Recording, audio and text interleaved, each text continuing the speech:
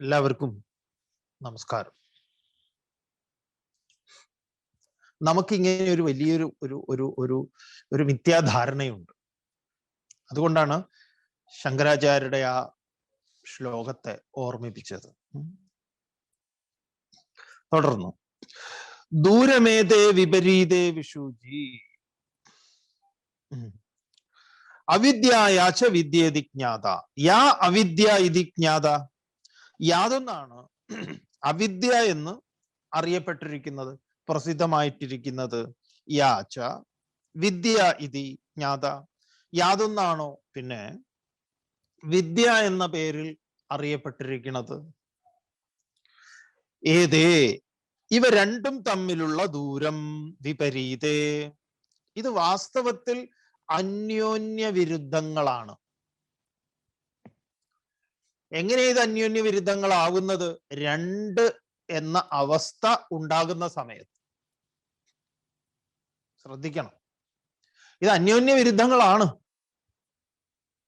ഒന്നിനെ നമ്മൾ നെഗ്ലക്ട് ചെയ്യുമ്പോൾ അതാണ് ഇവിടെ പ്രശ്നം. ഒന്നിനെ പാടെ ഉപേക്ഷിച്ചിരിക്കുന്നു, എന്നിട്ട് ഇതാണ് ശാശ്വതം എന്ന് കരുതുന്നു. അപ്പൊ ഇതെന്താണ്? വിരുദ്ധമായ ഒരു സംഗതി ഇവിടെ ഉണ്ട്. ഏതേ ദൂരം വിപരീതേ, ഇത് അന്യോന്യം വിപരീതങ്ങളാണ്. വിഷൂജി, ഇതിന്റെ ഫലങ്ങളും വ്യത്യസ്തങ്ങളാണ്. നചികേതസം ത്വാ വിദ്യാഭീപ്സിനം. നചികേതസെ, നിന്നെ സംബന്ധിച്ച് ത്വാ വിദ്യാഭീപ്സിനം, നീ വിദ്യയെ ലഭിക്കാൻ കാക്ഷിക്കുന്നവനാണ് എന്ന് അഹം മന്യേ, ഞാൻ കരുതുന്നു. നീ നിന്റെ മുന്നിൽ ചിത്തസ്യ അഗ്രേ ഏകവസ്തു വിഷയകത്വം, നിനക്കിപ്പോ അത് മാത്രമേ ഉള്ളൂ, മറ്റൊന്നും നിന്നെ സംബന്ധിക്കുന്ന വിഷയങ്ങളല്ല. ഇതിനെയാണ് ഈ ഏകാഗ്രത എന്ന് പറയുന്നത്. ബഹവഃ കാമാത്വ ന അലോലുപന്ത. ബഹവഃ കാമ, അനേകം കാമങ്ങൾ. ബഹവഃ കാമ, ശബ്ദസ്പർശ രസരൂപഗന്ധാദികൾ, അതിൻ്റെ വെറൈറ്റീസ്, ഓരോന്നിൽ നിന്നും ഉള്ള ആർക്കും അനുഭവിക്കാൻ പറ്റാത്തതായിട്ടുള്ള പലതും, അതൊക്കെ തന്നെ നിന്റെ മുന്നിൽ വന്നിട്ടും നീ എന്താണ്? നിന്നെ ന അലോലുപന്ത, അതൊന്നും തന്നെ പ്രലോഭിപ്പിക്കാൻ പര്യാപ്തങ്ങളായില്ല എന്ന് അഹം മന്യേ, ഞാൻ കരുതുന്നു.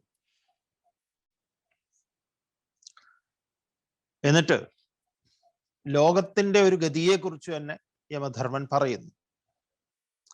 അവിദ്യായാമന്തരേ വർത്തമാനാഃ സ്വയം ധീരാ പണ്ഡിതം മന്യമാനാഃ ദദ്രമ്യമാണാ പര്യന്തി മൂഢാ അന്തേ നൈവ നീയമാനാ യഥാന്ധാഃ. അവിദ്യായാമന്തരേ വർത്തമാനാഃ സ്വയം ധീരാ പണ്ഡിതം മന്യമാനാഃ ദദ്രമ്യമാണാ പര്യന്തി മൂഢാ അന്തേ നൈവ നീയമാനാ യഥാന്ധാഃ. ഗംഭീര ശ്ലോകാണ്, മന്ത്രമാണ്. അവിദ്യായാം അന്തരേ വർത്തമാന. അവിദ്യയിൽ, എന്താണ് അവിദ്യയില്? പലതുണ്ട്. എപ്പോഴും കേൾക്കണം, ശ്രദ്ധിക്കണം. പലതുണ്ട് എന്നതിൽ പലതിൻ്റെയും അസ്തിത്വത്തിൽ, പലതിൻ്റെയും പിറകിൽ ഇങ്ങനെ മുഹുമജ്ജൻ, അങ്ങനെ മുങ്ങിത്താഴുന്ന അന്തരേ, അതിന്റെ മധ്യത്തില് വർത്തമാന വർത്തിക്കുന്നവർ, സ്ഥിതി ചെയ്യുന്നവർ. സ്വയം, എന്നാൽ സ്വന്തം നിലയിൽ സ്വയം തന്നെ കുറിച്ചുള്ള കരുതൽ എന്താ? ധീര പണ്ഡിതം മന്യമാന, ഞാൻ ബുദ്ധിമാനാണ്, അതുപോലെ തന്നെ ഈ കാര്യങ്ങളെ കുറിച്ചൊക്കെ അറിയുന്നവനുമാണ്, പണ്ഡിതനുമാണ്. പണ്ഡിതൻ എന്ന് പറഞ്ഞാൽ വാസ്തവത്തിൽ എന്താ? പണ്ഡ ആത്മവിഷയ ബുദ്ധി ഏഹി തേഹി പണ്ഡിതാഹ. ആത്മവിഷയകമായ ബുദ്ധി ആർക്കുണ്ടോ അവനാണ് പണ്ഡിതൻ, ആത്മാവിനെ അറിയുന്നവൻ. അല്ലാതെ ഭാഷാ പാണ്ഡിത്യമല്ല. കുറച്ച് സംസ്കൃതം അറിയാം, വ്യാകരണം അറിയാം, അതൊന്നുമല്ല വേദാന്ത ശാസ്ത്രത്തിൽ പണ്ഡിതൻ, അധ്യാത്മശാസ്ത്രത്തിൽ പണ്ഡിതന് ലക്ഷണം പറയും. ആത്മവിഷയകമായ ബുദ്ധി ആർക്കുണ്ടോ ആത്മാവിനെ അറിയുന്നവൻ ആര്? അവൻ പണ്ഡിതൻ. പണ്ഡിതൻ എന്ന് മന്യമാന, ധരിക്കുന്നു, മറ്റുള്ളവർ കരുതട്ടെ തന്നെക്കുറിച്ച് അങ്ങനെ. സ്വയം ധീരനാണ്, പണ്ഡിതം മന്യമാന. വാസ്തവത്തിൽ ഇവര് മൂഢന്മാർ എന്താ ചെയ്യുന്നത്? അന്തേനൈവ നീയമാനായതാന്താഹ. അന്ധനാണ്. ഈ അന്ധനാൽ, കുരുടനാൽ, കണ്ണുപൊട്ടനാൽ, നീയമാന നയിക്കപ്പെടുന്ന, അന്തായത എങ്ങനെയാണോ മറ്റുള്ള അന്ധന്മാർ, പര്യന്തി മൂഢാഹ എന്ന് പറഞ്ഞാൽ ഇവർ അങ്ങനെ ചുറ്റിക്കറങ്ങുന്നു. അന്ധനാണ് ഇവരെ വഴികാട്ടാൻ കൊണ്ടുപോകുന്നത്. ഇതാണ് ധൃതരാഷ്ട്രത്വം എന്ന് പറയും. ഇവിടെ മഹാഭാരതത്തിലെ ധൃതരാഷ്ട്രനും ധൃതരാഷ്ട്രന്റെ പിറകിലുള്ള ആളുകളും. എന്താ ധൃതരാഷ്ട്രന്റെ അന്ധത? പ്രജ്ഞാമാന്ദ്യമാണ്. ബാഹ്യമായ നേത്രത്തിന് പ്രപഞ്ചത്തെ കാണാത്ത പ്രശ്നമല്ല. നമ്മൾ അങ്ങനെയാ കരുതിയിരിക്കുന്നത്, ഒരു കണ്ണുപൊട്ടൻ എന്നുള്ളത്. ഇത് കണ്ണുപൊട്ടന്മാരെ അപമാനിക്കലല്ലേ, ഇങ്ങനെയൊക്കെ ചിലർക്കൊക്കെ ചില തോന്നലുകളൊക്കെ ഉണ്ടാവും. ചില തത്വം പറയാൻ വേണ്ടി ഉപയോഗിക്കുന്നതാണ്. അവരുടെ കൂടെ കൂടിയ ആളും കണ്ണു കെട്ടുന്നു, അങ്ങനെ കണ്ണു കെട്ടേണ്ടി വരും. അപ്പൊ ഇങ്ങനെ ഈ കണ്ണുപൊട്ടനാണ്, അന്ധനാണ് ഒരു ഗ്രൂപ്പിനെ നയിക്കുന്നത്. അവർക്ക് എങ്ങനെ എവിടെ എത്താൻ പറ്റും? ചില കുഴിയിലൊക്കെ വീഴും, അത്രയേ ഉള്ളൂ. അങ്ങനെ ചുറ്റിത്തിരിക്കുന്നു. പലപ്പോഴും നമ്മൾ അങ്ങനെയാണ്. ഈശ്വരന്റെയൊക്കെ പേര് പറഞ്ഞിട്ട് എങ്ങനെയൊക്കെ നട്ടം തിരിപ്പിക്കുന്നു എന്നറിയോ മനുഷ്യന്മാര്?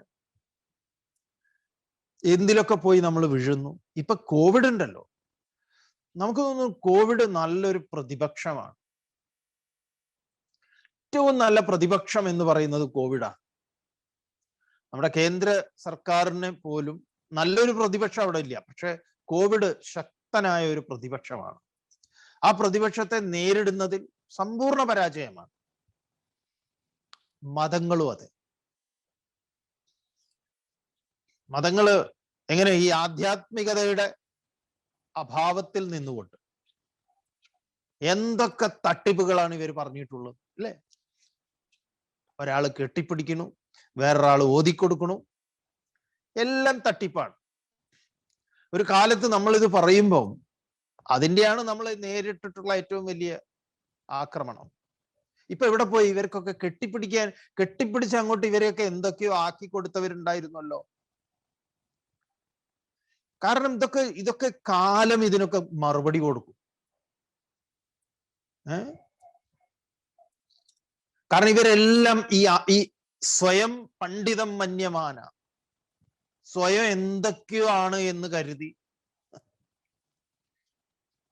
അങ്ങനെ ജനങ്ങളെ കബളിപ്പിക്കുകയായിരുന്നു. അതൊക്കെ ഉപനിഷത്താണ്. നിങ്ങളോടിപ്പം നമ്മൾ വേറൊരു സമകാലിക രാഷ്ട്രീയമൊന്നുമല്ല പറയുന്നത്.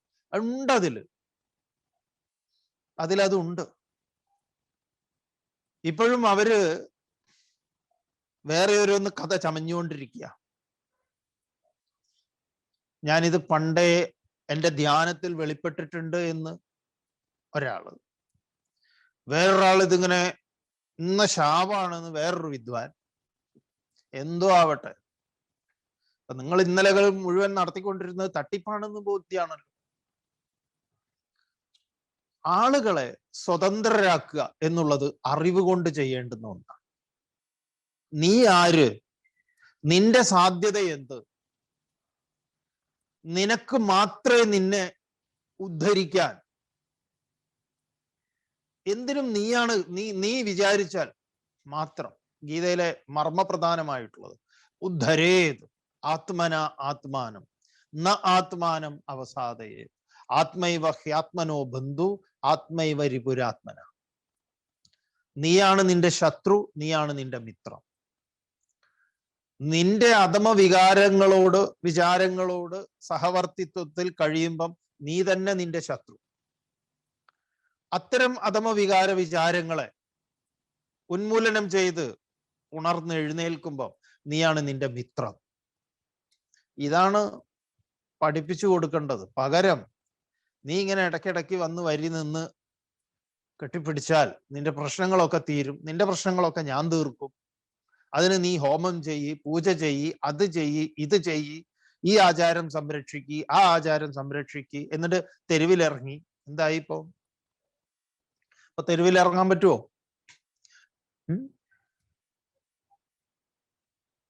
നമുക്ക് തോന്നുന്നു കോവിഡ് ഭയങ്കരനാണ് ആള്. കാരണം ഒരു വല്ലാതെ അങ്ങോട്ട് ചില ആളുകള് ധരിച്ചു. ഇപ്പോഴും പല പൊട്ടന്മാരും ചിന്തിക്കുന്നത് എന്താണ്, ഇതൊക്കെ നമുക്ക് തന്നെ ചിലപ്പോഴൊക്കെ മനുഷ്യരുടെ ചില കാര്യങ്ങളെ കുറിച്ച് ഓർക്കുമ്പോൾ വളരെ എന്താ പറയാ നിസ്സഹായനാ. നമ്മൾ പഠിക്കുകയാണ്. എന്താന്ന് പറഞ്ഞാല് ഈ കൈലാസ യാത്ര എന്ന് പറഞ്ഞാൽ കുറച്ച് ദുർഘടമുള്ള ഒന്നാണ്. അതിലെ പരിക്രമ അതിലേറ്റവും കഠിനമായിട്ടുള്ള, കാരണം ഞാൻ മരിക്കാൻ സാധ്യതയുണ്ട് എന്നുള്ള ഒരു തോന്നൽ കൃത്യമായിട്ടുണ്ടാവുന്നു. ചിലപ്പോൾ തട്ടിപ്പോവാൻ, കാരണം ശ്വാസം കിട്ടാതെയൊക്കെ പ്രശ്നങ്ങളുണ്ട്. രാത്രി കിടക്ക് 3 ദിവസം എന്ന് പറഞ്ഞാൽ ഈ നചികേതസിന്റെ 3 ദിവസം തന്നെയാ. 1-ാമത്തെ ദിവസം ആവുമ്പോഴേക്ക് ആദ്യത്തെ വരം മേടിച്ച് കുറെ പേര് പകുതി പോവും. 2-ാമത്തെ വരവും മേടിക്കും. ഈ വരം കൊടുക്കണത് നമ്മളാ. എന്താ 1-ാമത്തെ ഒന്നുകൊണ്ട് തന്നെ അവര് തൊഴുതുകൊണ്ട് പറയാം, അയ്യോ വയ്യ സ്വാമി, വയ്യ വയ്യ വയ്യ, അയ്യോ ഇത് മതി മതി മതി മതി, ഇത് തന്നെ എന്തൊരു ഭാഗ്യം സ്വാമി, ഇതാ കണ്ടില്ലേ, എത്ര പുണ്യം, എത്ര കോടി പുണ്യം ഞാൻ ചെയ്തിട്ടുണ്ട് സ്വാമി, പക്ഷെ ഇനി എന്നെ കൊണ്ട് വയ്യ. നമ്മൾ പറയാറുണ്ട്, നിങ്ങള് ഉള്ളിൽ നിന്ന് നിങ്ങൾ തീരുമാനം എടുക്കണം, നിങ്ങൾക്ക് മുന്നോട്ടേക്ക്. പക്ഷെ നമ്മൾ ഉണ്ട് കൂടെ ധൈര്യമായിട്ട്. പിന്നെ ചിലര് വേണ്ടാന്ന് പറയുമ്പോ അയ്യോ വയ്യ എന്ന് പറയുമ്പോൾ നമ്മൾ പറയാം, അല്ല അങ്ങനെയല്ല, നമുക്ക് സാധിക്കും. കാരണം അവർക്ക് ചില ഭയമാണ്. അങ്ങനെയും കൊണ്ടുപോയിട്ടുണ്ട്. അപ്പൊ ഇതൊരു 3 ദിവസത്തെ പരിപാടിയാണ്. അപ്പൊ ചിലര് ഇങ്ങനെയൊക്കെ വന്നു കഴിഞ്ഞിട്ടും പറയാ എന്താണെന്നറിയോ, എനിക്കൊരു പ്രാർത്ഥന ഉണ്ടായിരുന്നു, എന്ത്, മോന്റെ കല്യാണം നടക്കണം. അപ്പോ ഇങ്ങനെയുള്ള ചിലർ ഇങ്ങനെ ഒഴിഞ്ഞ കാശും അതും ഇതൊക്കെ ആയിട്ട് വരും കൈലാസത്തിൽ കൊണ്ട്. അപ്പൊ ഇത് എവിടെയാ ഇടുക എന്നാണ് ചോദിക്കുന്നത്. പരിക്രമയുടെ തലേന്ന് ചോദിക്കും, ഇത് എവിടെയാ ഇടാൻ, എവിടെയെങ്കിലും. അവിടെ അങ്ങനെ ഒരു ക്ഷേത്രോ ഭണ്ഡാരോ അതൊന്നും ഇല്ല. കൈലാസത്തെ കുറിച്ച് ഇങ്ങനെ പരക്കുന്ന ചില പൊട്ട വീഡിയോകളൊക്കെ ഉണ്ട്, കുറെ ഉണ്ട്. അവിടെ ഇന്നതാണ്, അവിടെ അത് കണ്ടു ഇത് കണ്ടു എന്നൊക്കെ പറഞ്ഞു. എല്ലാം കള്ളത്തരങ്ങളാ. ഒരു പ്രകൃതിയുടെ ഒരു വന്നിട്ടുള്ളവർക്കറിയാം. അപ്പോ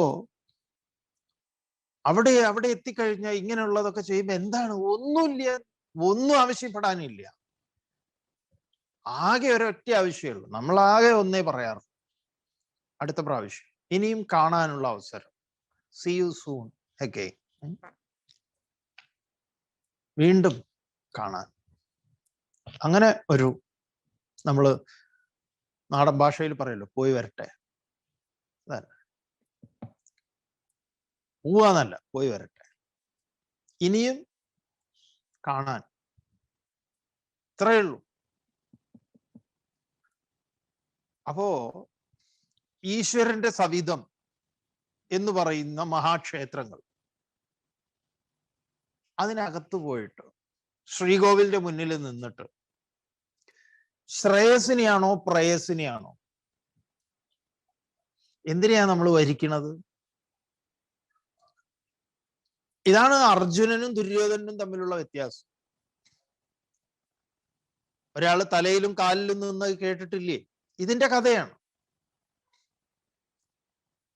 ദുര്യോധനൻ ഭഗവാനിൽ നിന്നുള്ളതിന്, ഭഗവാന്റെ ആർമിയെ, അത്തരം സന്നാഹങ്ങളെയൊക്കെ വേണമെന്ന് പറഞ്ഞു.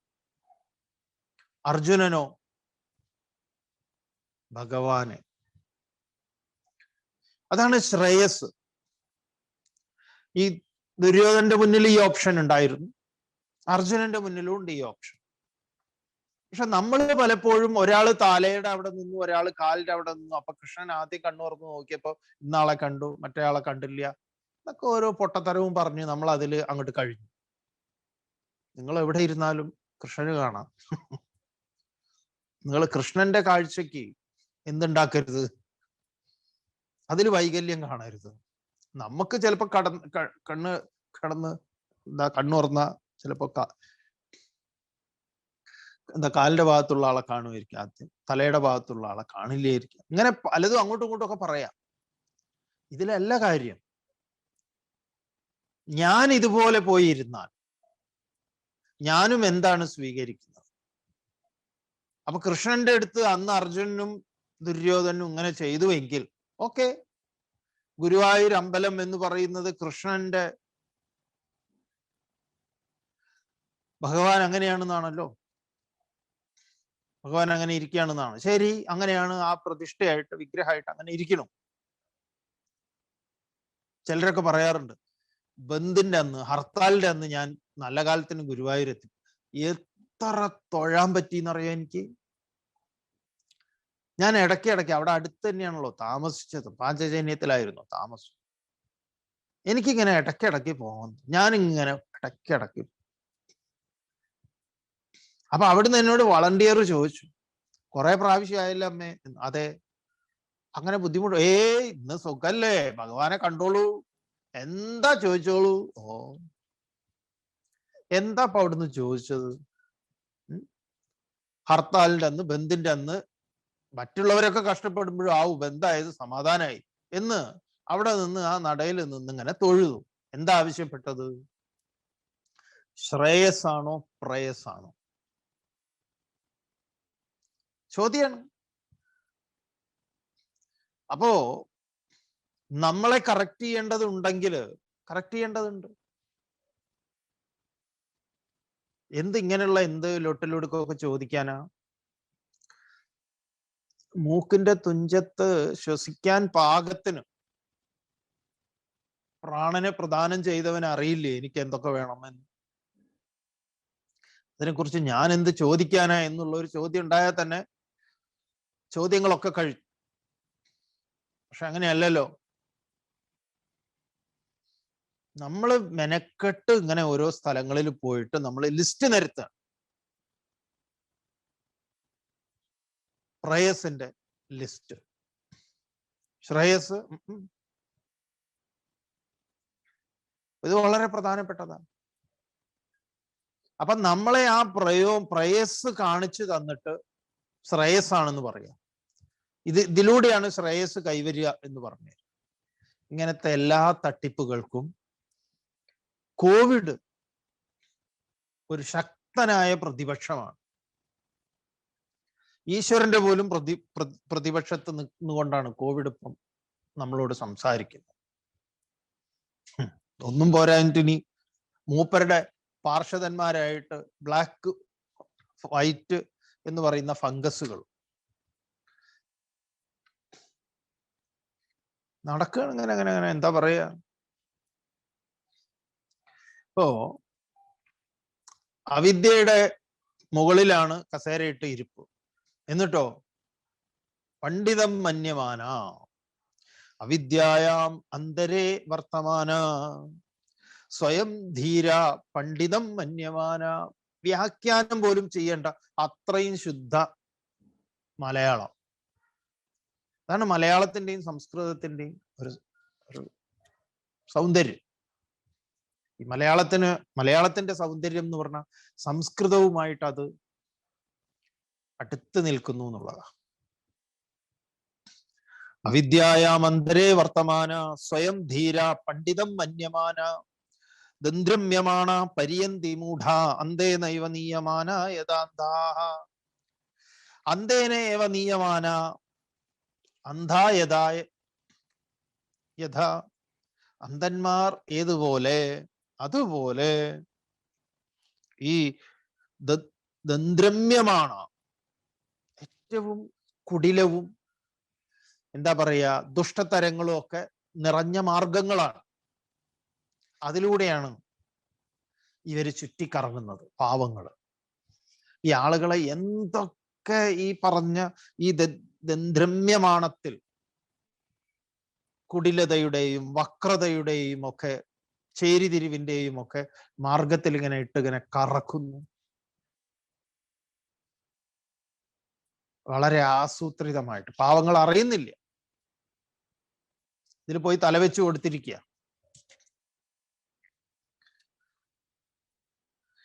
അടുത്ത മന്ത്രം. നത്സാംബരായ പ്രതിപാദിബാലം പ്രമാദ്യന്തം വിത്തമോഹേന മൂഢം അയം ലോക നാസ്തി പര ഇതി മാനി പുനർവശമാപദ്യതേ മേ.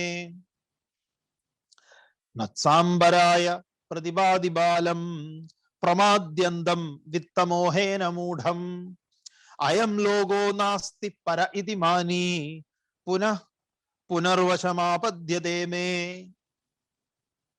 ഈ വിദ്വാന്മാരുടെയൊക്കെ അവസ്ഥ എന്താണെന്നറിയോ? നചികേതസെ പറയുന്നു. പ്രമാദ്യന്തം വിത്തമോഹേന മൂഢം. ആദ്യന്തം പ്രമാദം, പ്രമാദം തന്നെയുള്ളൂ, എല്ലാം തെറ്റായ കാര്യങ്ങളാണ്. വിത്തമോഹേന, എന്തുകൊണ്ടാണ് ഈ പ്രമാദം വരുന്നത്? ആദ്യവും അന്തവും തുടക്കവും ഒടുക്കവും അബദ്ധങ്ങളാണ്. അയ്യോ, ഇന്നൊരു അബദ്ധം പറ്റി എന്ന് പറഞ്ഞപ്പോഴാണ് കൂട്ടുകാരൻ പറയുന്നത് പറ്റി എന്ന് പറഞ്ഞാൽ പോരെ. കാരണം എന്താ, എപ്പോഴും അതേ പറ്റാറുള്ളൂ. അത് തന്നെ വിത്തമോഹേന. എങ്ങനെയാ ഇതൊക്കെ പറ്റിയത്? വിത്തമോഹം കൊണ്ടാ. അത് ഹേതുവായിട്ടാണ് ഇതെല്ലാം ഉണ്ടാവുന്നത്. എന്നിട്ടോ ഇവൻ മൂഢനായിട്ടുള്ള ഇവൻ